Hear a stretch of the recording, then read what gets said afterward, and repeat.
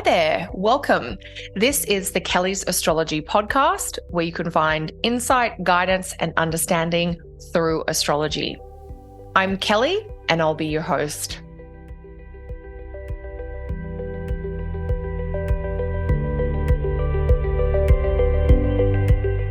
Hey there, everyone, and welcome to another episode of the Kelly's Astrology podcast. We are going to take a look this week at the full moon in Scorpio. I know it's been a little while since we've connected, so we'll have a little bit of a catch up. I'm going to talk about the full moon in Scorpio, and I'm going to share about a kind of fun new obsession that I've had personally, which kind of seems relevant to talk about under the full moon in Scorpio. So I want to do a little bit of a deep dive on the full moon in Scorpio in today's show. I want to break down, when it's happening, what the themes are, what kind of qualities or planetary influences are coming out through the full moon in Scorpio.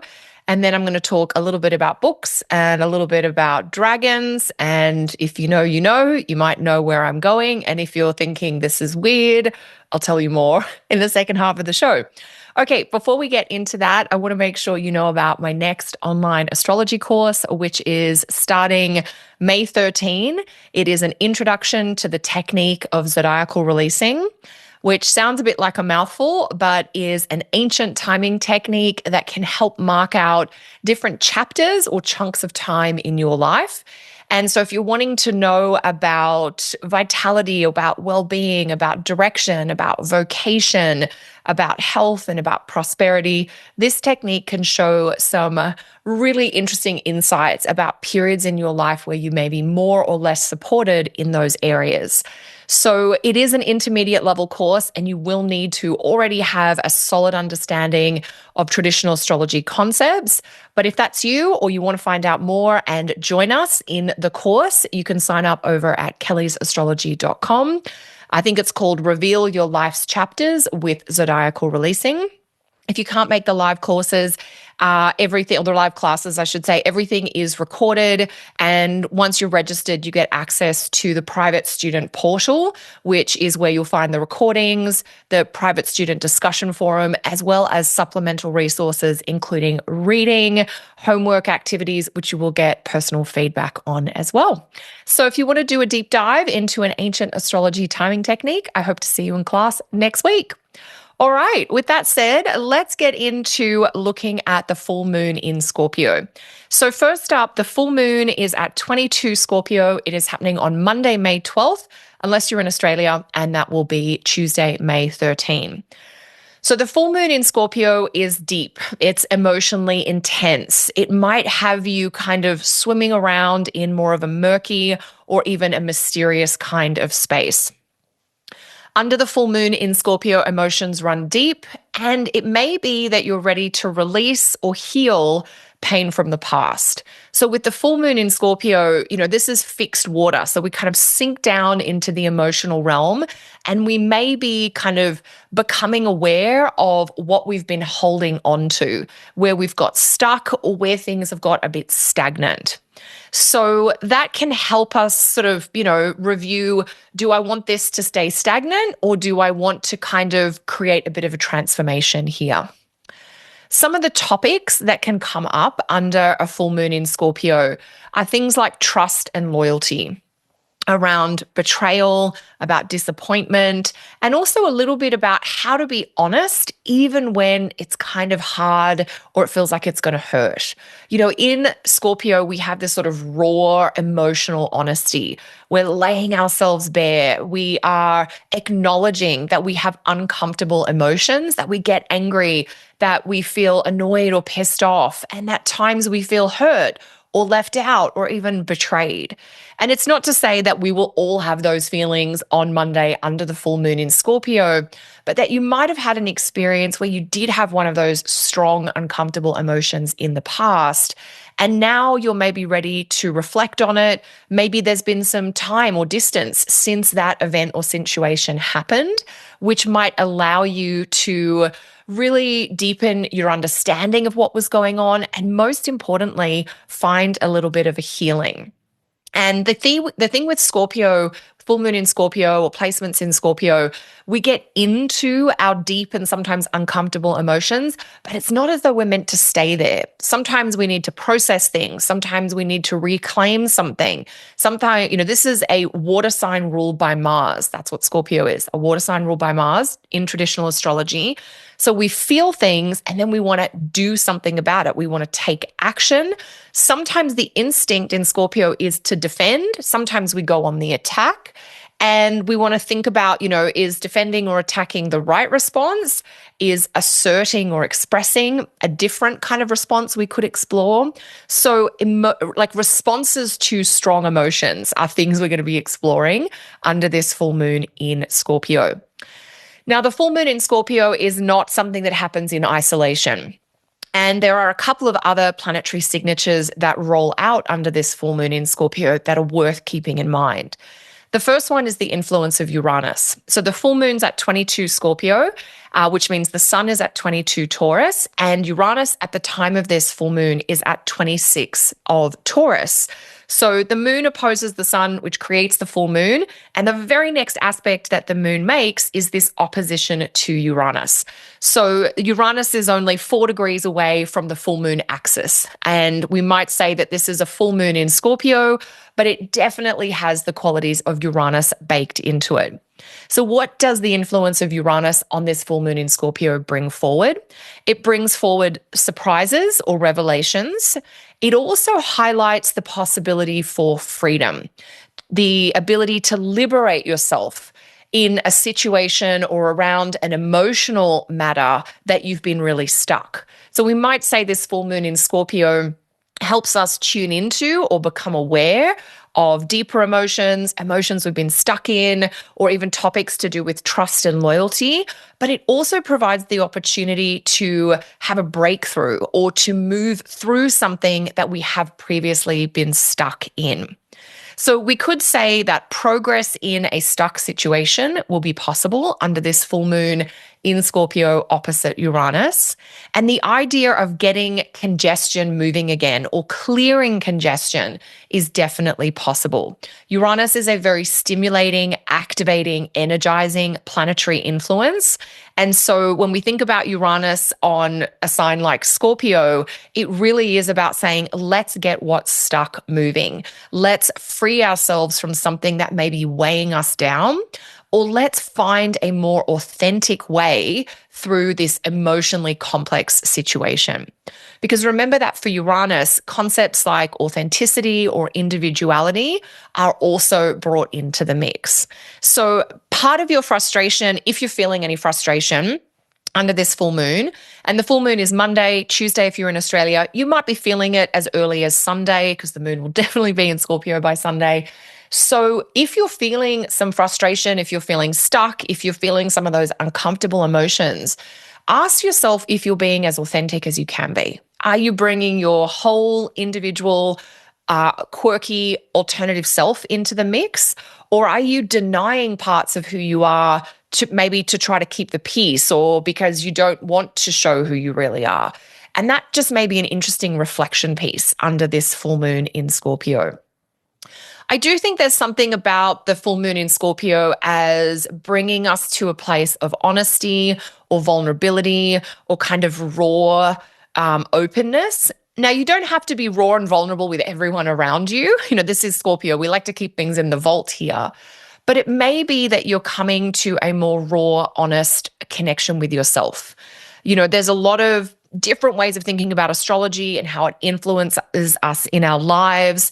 And there are certain elements in astrology that are about clarity or revelation or honesty. And when we get those moments, the best starting place is just to be honest with yourself. Even if you can't be authentic or bring your true individual self into a work situation or a family situation or a social situation, at least acknowledge in your own heart what you would like to do. It kind of just breathes a little bit of light into that inkling inside you. And that's sometimes the best starting place. So if you are ready to have a bit of a breakthrough, or you want to totally overhaul an old habit or a pattern that's keeping you stuck, this full moon can help with that. So, of course, this full moon in Scorpio, it's kind of like shining a light into something that's a bit murky or a bit mysterious. And that can bring awareness, it can bring illumination, it can bring some understanding, it can bring that quality of revelation. But it can also say, now that I see in the light this tender thing or this vulnerable thing or this hurt thing or this murky thing, now that I see it more clearly, we can shift it around. We can change it up. We don't have to stay with it as it is. So the other piece that I think really speaks to this idea of moving on from something you've been stuck in for a while to do with this full moon is Mars, the ruler of the full moon. So Mars, the ruler of this full moon in Scorpio, is in Leo at the time of the full moon. Now, keep in mind that it was only early in May that Mars moved out of its shadow zone in the zodiac. So it was only at the very start of May that Mars came past that 6-degree place in Leo where it started its retrograde back in December. And that's a bit of technical info, but what that's telling us is that Mars has been in a repetitive loop or like a holding pattern, maybe going around in circles, going as far back as September, October of 2024. And only, not even 2 weeks before this full moon, Mars came out of that holding pattern or came out of that repeated retrograde loop. And so Mars, the ruler of this full moon, is finally ready to move into new territory. And that helps reinforce some of the Uranus themes active in this full moon, which is we're ready to leave the past behind. I've gone over a situation, more than I need to, or I've gone over it so many times. That repetition is no longer useful. Let's either set it aside, let's change our perspective, let's just leave it alone for now and go on to other things. And so this full moon in Scorpio, ruled by Mars in Leo, really encourages some motivation, or it can help bring forward courage, whether it's to cut ties with the past, whether it's to own your motivation and your own passion, whether it's to go after something that sparks you. But the idea of moving forward or perhaps thinking about how to break new ground is a great piece of inspiration to have come in for you under this full moon in Scorpio, ruled by that Mars that is now firmly done with any lingering influences from the retrograde. Now, another fun thing about this Mars, ruler of the full moon, is that it is moving into a really collaborative, supportive, kind of fun aspect with Venus in Aries. So Venus is at 8 Aries under the full moon, Mars is at 11 Leo, and just a few days after the full moon, they will make a trine aspect. Actually, it's a little over a week after the full moon that they make their trine aspect, but it's building as the full moon comes in. And this Venus trine Mars aspect has a kind of fun, collaborative quality. It is about coming together with people who maybe share interests or passions, or simply, want to get similar things done on a similar timeline. So the idea of making a new alliance or, focusing on an exciting experience, Venus and Mars coming to form a trine in fire signs is very much about adventures for the future. We are going forward. Planets in fire signs are uplifted by inspiration. Sometimes it's divine inspiration, and they are ready to go. And so we do have this sort of changing tone of energy through this full moon in Scorpio. We start in kind of a sunk in, deep, very kind of anchored place where there's some messy, murky, modes of feeling. And then as we wade through that, we find our ways to those kind of breakthrough moments or those awakening experiences via Uranus. And then we end up in this place of being able to look forward or move forward thanks to the Mars trine Venus aspect. Now, that's kind of where me sharing about a fun new experience that I have been obsessed with comes in, which we'll talk about in a minute. I do have a blog post on this full moon in Scorpio over on my website, kellysastrology.com. So if there's anything else that you want to share after today's episode, I definitely invite you to pop over to the website and let me know. So before I get into a little bit of that personal piece, let me summarize the full moon in Scorpio. So we've talked about it being in a fixed water sign, deep, old, sometimes uncomfortable emotions. We've got the influence of Uranus. So finding our way to freedom, authenticity, and shaking up the status quo. And then we have that Mars ruling the full moon with the trine to Venus. So that's like fun with friends, fun with a romantic partner. It's like exciting alliances or adventures. And that is very much focused on moving forward. So to pull all that together, as you kind of find your way through maybe some old pain or a situation that's been stuck, you might find that you're able to heal something that's been very tender or has been really unsteady or unstable for you. And as you do that, new possibilities for kind of fun, enjoyment, or even adventure might emerge. And you may be able to make that transition from kind of stuck emotional hurt focused on the past to going forward, doing new or different things. You might be able to make that shift faster than you think. And the key with this full moon in Scorpio is that whatever emotions might be coming up for you, they are there for you. They're not for you to be stuck in, if you like. So if you have a feeling of anger or resentment or hurt or something along those lines, that maybe it's connected to the present, maybe it's really old, maybe it's both, maybe it's something you're feeling in a current setting or circumstance, but it reminds you of something from when you were younger. And you have a chance to use that as a clue for where some healing, some release, some peacemaking may be a possibility. And then, as we kind of move through that, we get to where we're going now. And I think the key here is get into the feelings, notice what is tender and requires a little bit of, TLC, but let's not get stuck there, because the option to move forward, to change your perspective, to go from the past to the future does exist as well. Okay, so that is the piece of the podcast about the full moon in Scorpio. And when I was sitting down to do this, I also, wrote a blog post on the website, and I realized it's been almost a month since I have, been super active on the website. And of course, I'm always, working in the background, working with members and students and clients and things like that. But usually I keep up with, some of the more forward-facing pieces. It's been early spring here, which is a lot of planning. We often can't get into the garden until early May where we live. So that's been kind of fun. Another different thing for us is that my husband Peter's been traveling a lot and I've been at home, which is a bit different for us. And that was really intentional from my part because I traveled a lot in 2024 and I've been much more thoughtful and much more reluctant, weirdly, to travel a lot this year.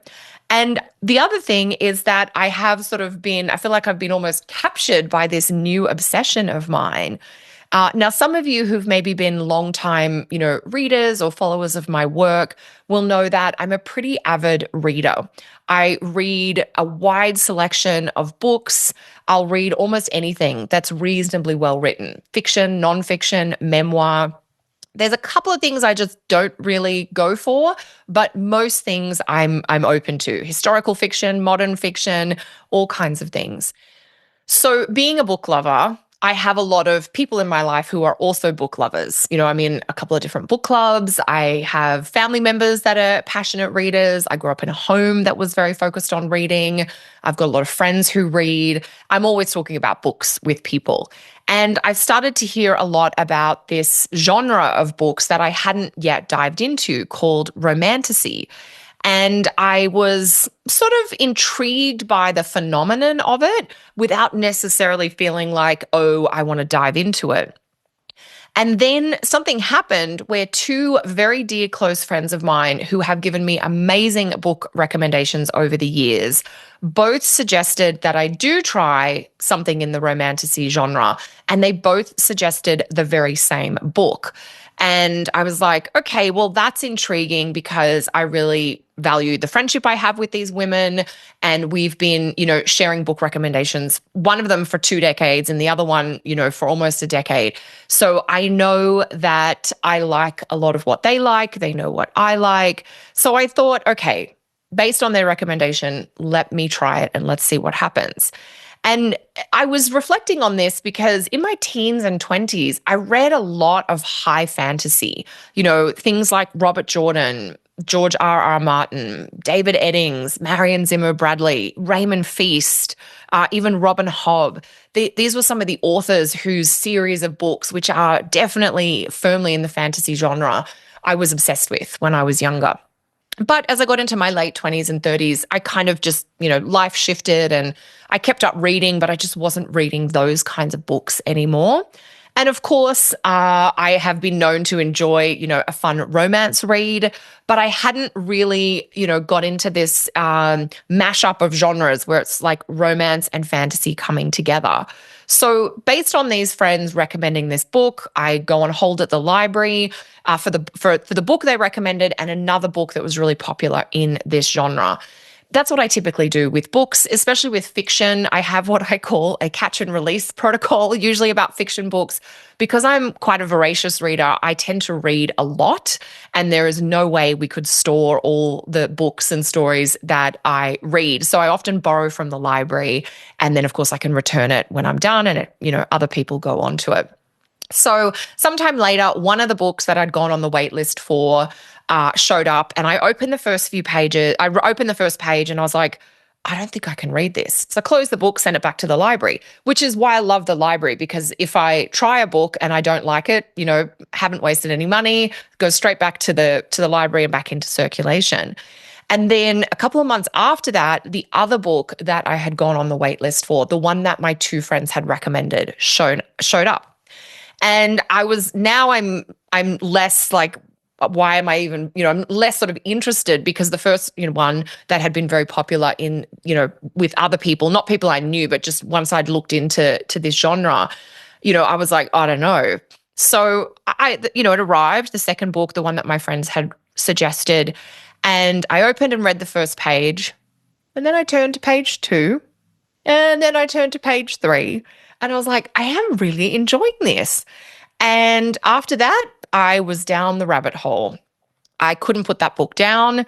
I have now devoured every book in that series, and I feel like I've become a little bit obsessed. In fact, my friends are telling me I have, so I know I must have become a bit obsessed. I'm talking to girls in the book club about it, and, we have a wide range of readers in our book club, but this isn't a genre that most people are reading.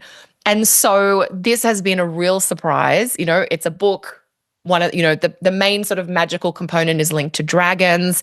And, the way it kind of, the best way I can describe it, it was not a genre I was expecting, but I have become obsessed. And so I just thought I'd share that with you. It's like a fun new thing that I've been diving into. And, I've got another book-loving friend who also really wasn't into books with dragons. She borrowed a copy of the first book in the series, and within 24 hours, she had texted me to say, I can't stop now that I've read the line, I will not die today.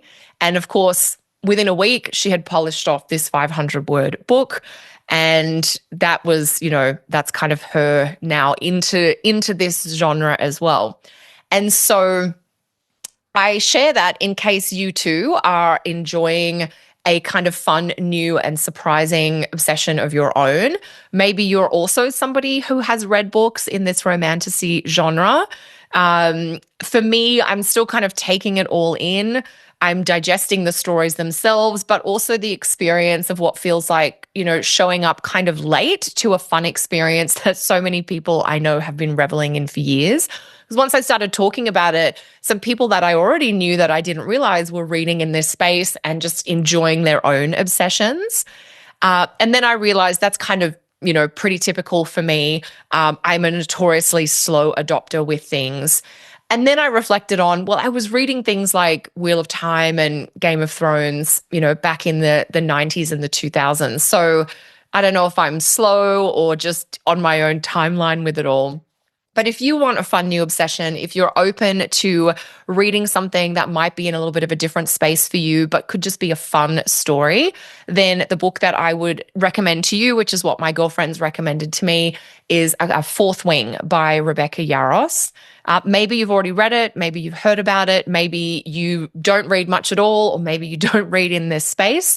But that's a little bit of a secret reading pleasure that I have been enjoying of late that I thought might be fun to share under this, full moon in Scorpio. So if you want to share any of your book recommendations in any genre, you're welcome to do that in the comments here. or I suspect we're going to have a pretty lively conversation over on my website, kellysastrology.com. So you can join us there.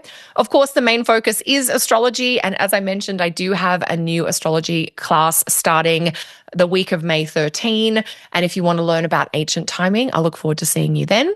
Otherwise, I'm so grateful for all of you listening and following along in the podcast here. And I know we'll be having more great conversations here in the weeks ahead too. So enjoy the full moon in Scorpio, everyone, and we'll talk again soon.